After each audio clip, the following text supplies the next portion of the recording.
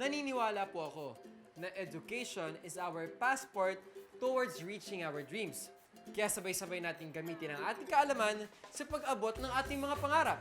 Ako po si Marlo at ito ang Knowledge on the Go!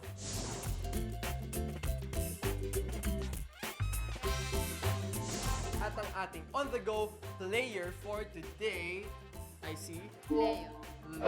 Leo, ilang taon ka na? 13. And masipag ka ba mag-aral? Balita ko, masipag ka daw mag-aral. Yes! Naman, ano ba ang favorite subject? Filipino! Bakit? Madali, saka syempre, sariling atin to, di ba? Sariling wika natin to. Okay, roll mo na ang ating dice. Sana Filipino. Oy, Araling Panlipunan. Ano bakit? Ano pa rin yung pagmamahal pa rin sa ating sariling bansa? Kaya sige, pumunot ka na ng question mo.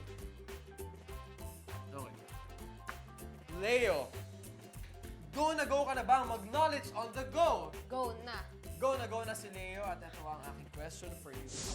Ano ang tawag sa mga unang gurong Amerikano na dumating sa Pilipinas noong 1901? Letter A, teachers. B, Thomasites. C, Armalites. Or letter D, Americans. Letter A, teachers. Leo, ang tamang sagot ay letter B. Di bale, okay lang yan.